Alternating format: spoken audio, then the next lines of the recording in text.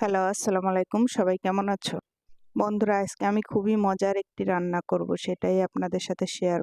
এই দেখেন, এটা কি? এটা তো সবাই চেনেন, এটা কলার মোচা। আজকে আমি চিংড়ি মাছ দিয়ে কলার মোচার ঘন্ট করব।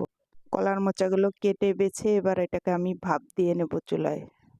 ভাপ দেওয়ার জন্য কড়াইতে প্রথমে একটু হলুদ আর লবণ দিয়ে দিলাম, তারপরে কলার মোচাগুলো দিয়ে দিলাম। এবার আমি কড়াইতে তেল দিয়ে কিছু চিংড়ি মাছ দিয়ে দিলাম। চিংড়ি মাছটা একটু ভেজে কিছু রসুন কুচি দিয়ে দিলাম। বন্ধুরা, তোমরা এইভাবে চিংড়ি মাছ দিয়ে কলার মোচার ঘন্ট খেয়েছো রান্না করে?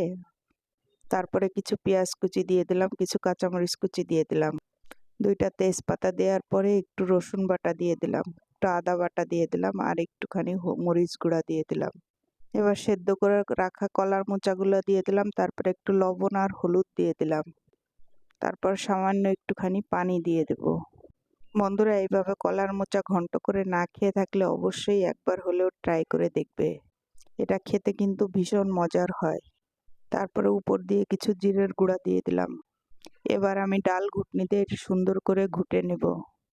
আমরা অনেকেই হয়তো এই কলার মোচাটা কুটা বাছার ভয়ে খুব কম খাই, তবে একবার হলেও তোমরা এটা খেয়ে দেখবে, খেতে কিন্তু খুবই মজার। ভিডিওটি ভালো লাগলে অবশ্যই একটা লাইক, কমেন্ট এবং শেয়ার করে দেবে। আচ্ছা বন্ধুরা, রেসিপিটি কেমন লাগলো অবশ্যই কমেন্টে জানাবে। সবাই ভালো থাকবে। আল্লাহ